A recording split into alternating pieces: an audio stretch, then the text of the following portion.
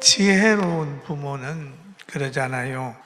고기를 잡아서 주는 게 아니라 잡는 방법을 알려준다. 상식이지요. 또 지혜로운 농부는 농사해서 주는 게 아니라 농사하는 방법을 후손들에게 알려준다 그럽니다. 지혜로운 목회자는 성도들에게 신앙생활하는 왜 해야 되는지를 알려주는 목회자가 지혜로운 목회자다, 그렇게 볼 수가 있어요. 왜 해야 되느냐이죠. 여러분, 아이들에게 공부하라고 하는 것보다는 공부를 왜 해야 되는지만 알려주면 돼요. 왜 해야 되냐? 밑도 끝도 없이 공부하라 아니에요. 왜 해야 되냐? 그럼 왜 해야 되는 것만 알려주면 아이가 이해를 했으면 하지 말라고 하는 것이 그 아이에게는 고통이 될 수도 있어요. 그리고 신앙생활을 하는데 여러분, 억지로 신앙생활을 하는 사람이 있는데 억지로 하는 것은 옳지 않아요. 하지 마세요. 뭐 억지로 합니까? 억지로 하다가 보면 조금만 어려우면 있으면 그냥 타락해버려요. 왜? 억지로 하니까. 그런데 신앙생활을 왜 해야 되는지 알고 하나님의 은혜가 뭔지를 알고 나의 존재가 얼마나 약한지 알고 또 나의 존재가 얼마나 소중한 것을 알면 신앙생활을 하지 말라고 해도 합니다. 그래서 그것을 확실히 알았던 사람이 바울사도나 초대교회의 7 집사들 보면 죽어도 하잖아요. 스데반은 맞아 죽으면서도 전도했잖아요. 그런 거예요. 여러분, 오늘 권사님들, 안수집사들, 장로님들 억지로 하지 마세요. 억지로 할 정도 같으면 나중에 가면 시험 들면요 확 변해버립니다. 썩어버립니다. 그래서 심지어 보면 목사가 변질되면 독사가 된다. 또 장로님 변질되면 교회의 암덩어리가 되어버려요. 안수집사가 변질되게 되면 문제아가 되는 거죠. 그럼 신앙생활을 하는 것은 하나님과 동행을 하는 거거든요. 인간이 살아가면서 2가지예요. 마귀와 동행을 하든지 하나님과 동행을 하든지 2 길이에요. 공중의 권세 잡은 악의 지배를 받든지 아니면 하나님의 지배를 받든지 중간은 없어요. 그런 신앙생활을 하는 것은 믿는 거죠. 하나님과 동행을 하는 거잖아요. 그럼 하나님은 어떤 분이에요? 사랑이 많으신 분이잖아요. 나를 보호하는 분이잖아요. 사람을 하나님의 형상으로 창조해 주셨잖아요. 그리고 하나님은 사람의 생명을 천하보다 귀하다고 생각을 했어요. 그래서 독생자를 보내주셨잖아요. 여러분, 동행을 할 때에 나를 이용하려고 하는 사람하고 동행을 하면 이용당하게 되고 악한 사람하고 동행을 하게 되면 해를 입게 되지만은 나를 사랑하는 사람하고 동행을 한다면 얼마나 안전해요. 그러니까 신앙생활을 하라는 거예요. 그걸 먼저 깨달은 사람이 성경에 나오는 선지자와 사도들이고 그걸 먼저 깨달은 사람이 우리 교회에서는 제가 먼저 깨달았잖아요. 그러니까 여러분 보고 신앙생활 잘하세요. 그리고 엄마 아빠가 깨달으면 아이들 보고 야, 신앙생활 잘해야 돼, 그러지 않습니까? 그럼 하나님은 사람을 만들어서 에덴 동산에 줬잖아요. 왜? 사랑하기 때문에 줘.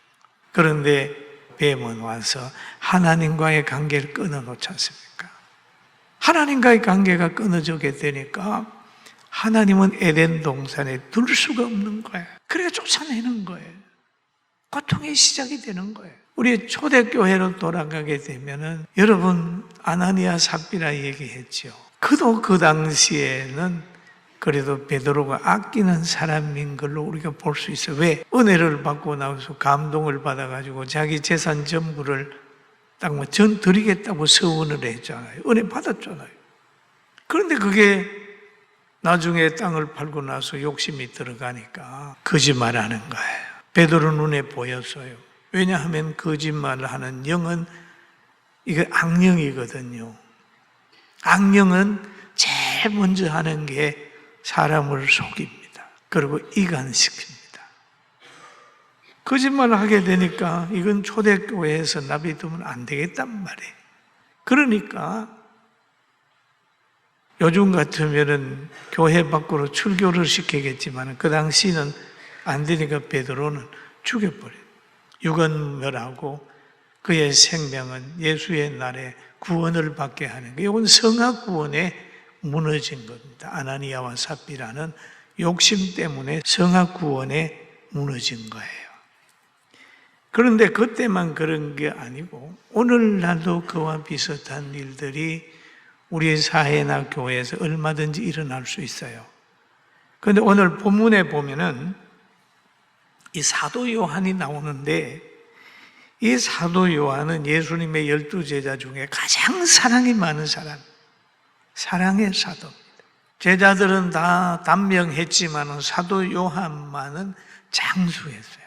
아주 장수해. 그래서 노년에 사도 요한이 기력이 쇠할 때 제자들이 업어다가 강단에 갖다 놓으면 사랑하세요, 사랑하세요. 사랑의 복음을 전했다는 거예요.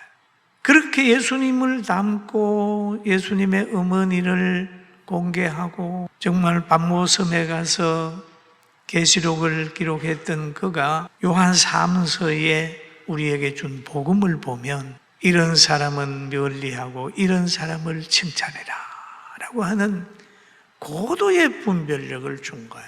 흰 것을 미워하는 사람은 검은 것을 좋아하고 검은 것을 미워하는 사람은 흰 것을 좋아하게 돼요. 그런데 그게 사도 요한이 이제 사도 요한 3서에 보면 1절부터 우리 한번 읽어볼까요? 정신 바짝 차리면 이 말씀만 잘 이해를 하면 여러분 분별력이 생겨요. 한번 읽어봅니다. 장로인 나는 사랑하는 가이요 곧 내가 참으로 사랑하는 자에게 편지하노라. 사랑하는 자에게 편지하노라. 그럼 여기에서 목사도 장로고 장로도 장로예요. 사도 요한을 가르쳐서 장로인 나는 그렇게 얘기를 하죠. 그러면서 사랑하는 자에게 편지한다. 그랬죠. 편지한다. 그러면서 사랑하는 자여 내 영혼이 잘됨 같이 너가 잘됨 같이 내가 범사에 잘되고 강건하기를 내가 간구하노라. 그렇죠. 간구하노라. 그럼 영혼이 잘 되는 순서가 영혼이 잘 되고 범사가 잘 되고 강건하는 거예요. 강건해가지고 잘 되고 영혼이 잘 되는 게 아니라 영혼이 잘 되고 범사가 잘 되고 강건한 거예요. 그 우선순위가 있어요.